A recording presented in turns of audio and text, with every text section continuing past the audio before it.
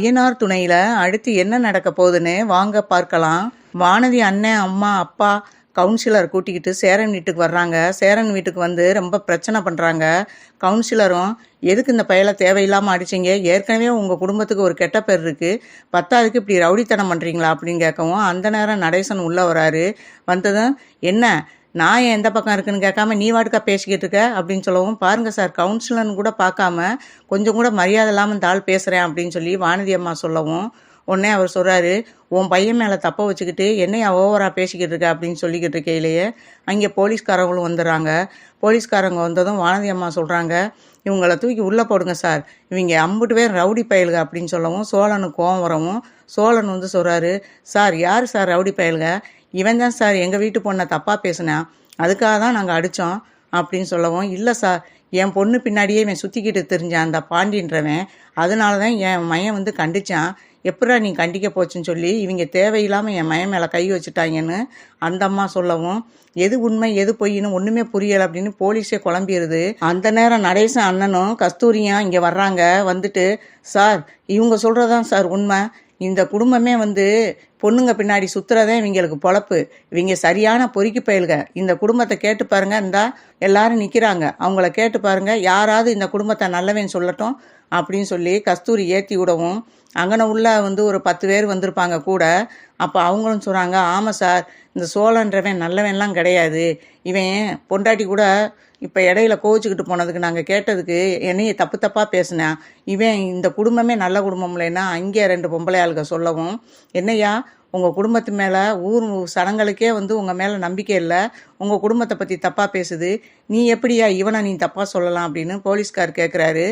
அதுக்கு சேரன் சொல்கிறாரு, சார் ஊர் 1000 சொல்லும் சார், நாங்கள் எந்த தப்பும் பண்ணலை, எங்கள் பொண்ணை இப்படி தப்பாக பேசினா யாருக்குமே கோவம் வருமா வராதா அப்படின்னு சொல்லிக்கிட்டு இருக்காங்க. என்னையா தப்பாக பேசணும் என்னையா அப்படி பேசினாப்புல அப்படின்னு சொல்லவும், உடனே நிலாவும் வீட்டுக்குள்ளேருந்து வெளியே வந்துடுறாங்க.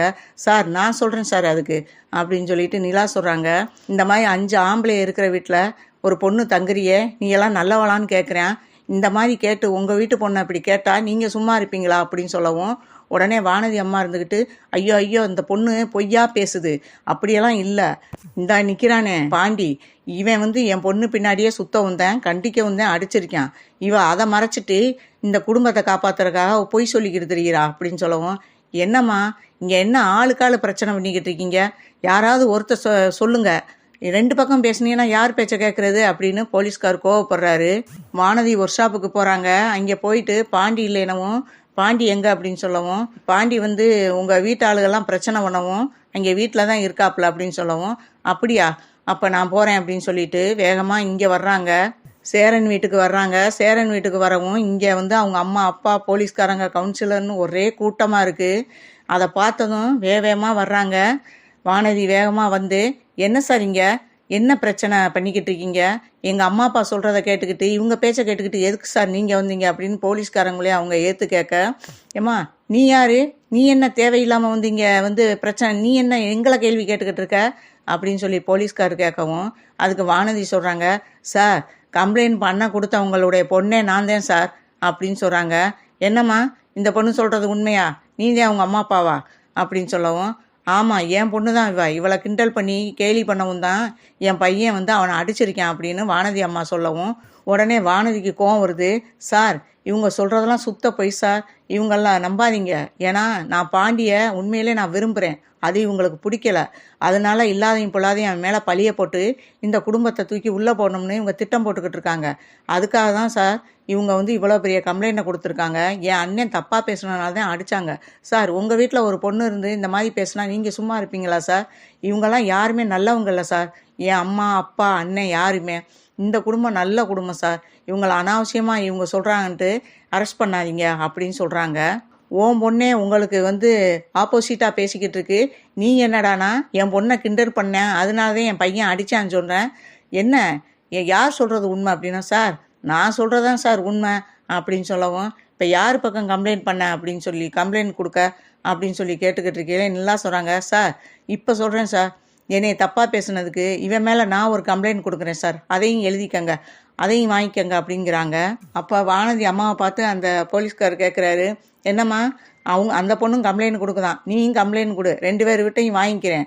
ஆனால் கோர்ட்டில் வந்து கேள்வி கேட்கையில் உன் பொண்ணு இந்த மாதிரி ஆப்போசிட்டாக பேசுச்சுன்னா நீங்கள் எல்லாரும் உள்ளே போகணும், இதுக்கெல்லாம் தயாராக இருந்தீங்கன்னா வாங்க அப்படின்னு சொல்லவும், இதை கேட்ட வானதி அம்மா அப்பா அண்ணன் 3 பேரும் திருன்னு முழிச்சுக்கிட்டு இருக்காங்க.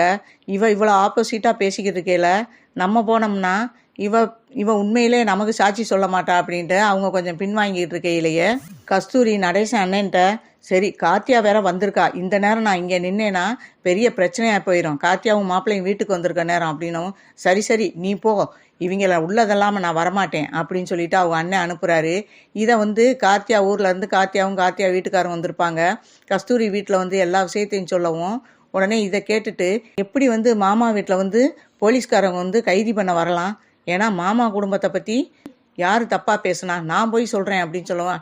நீ எங்கேடி போகிற அப்படின்னு சொல்லி கஸ்தூரி கார்த்தியாவை கையை பிடிச்சி இழுக்க, விடுமா கையை, இன்னைக்கு சேரன் மாமா கொடுத்த வாழ்க்கை இது, இன்னைக்கு நீ கௌரவமாக இருக்கேன்னா அதுக்கு சேரன் மாமா முழு காரணம், கொஞ்சம் கூட நன்றி விசுவாசம் இல்லாமல் அங்கே மேற்கொண்டு போய் நீயும் மாமாவும் ஏற்றி விட்டு வந்திருக்கீங்க, இருங்க நான் போய் உண்மையை சொல்லிடுறேன் அப்படின்னு சொல்லிட்டு வேகமாக வர்றாங்க.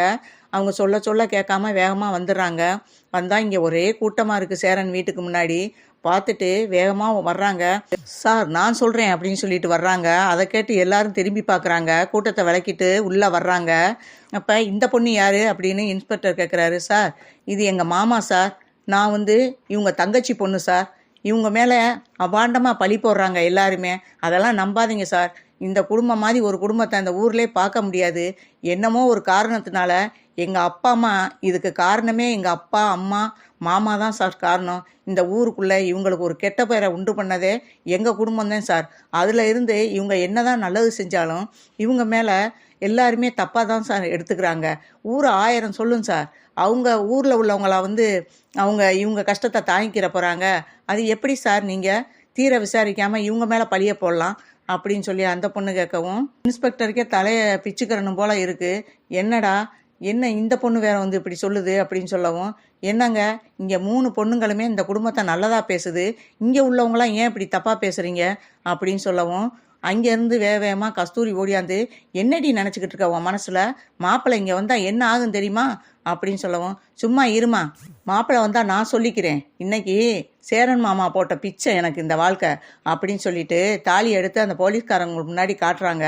சார் எங்கள் மாமாவை நான் உயிருக்கு உயிராக விரும்பினேன் சார், அவர் எங்கள் அம்மா அப்பாவுடைய கௌரவம் போயிடக்கூடாதுன்னு சொல்லிட்டு என்னைய அவங்க பார்த்து வச்சிருக்க மாப்பிள்ளையை கட்டிக்கன்னு சொல்லி என்னைய தாலியை எடுத்து கொடுத்து கட்ட சொன்னதுக்கு கூட வேணாம் சொல்லிட்டு, நீ உங்கள் அம்மா அப்பா சொன்ன மாப்பிள்ளையை கட்டிக்கன்னு சொல்லி என்னை இவங்களோட அனுப்பி வச்சாங்க, அவங்க அனுப்பி வச்சதுனால தான் இன்னைக்கு இவங்க நினச்ச மாப்பிள்ளையை கழுத்தை நீட்டி இன்னைக்கு நான் சந்தோஷமாக இருக்கேன் சார், இந்த தாலியே இவங்க போட்ட பிச்சை சார், அப்படியாப்பட்ட குடும்பத்தை நீங்கள் எப்படி சார் சொல்லலாம் அப்படின்னு சொல்லவும், அங்கே போலீஸ்காரங்க எல்லாத்துக்குமே ஷாக்காகுது.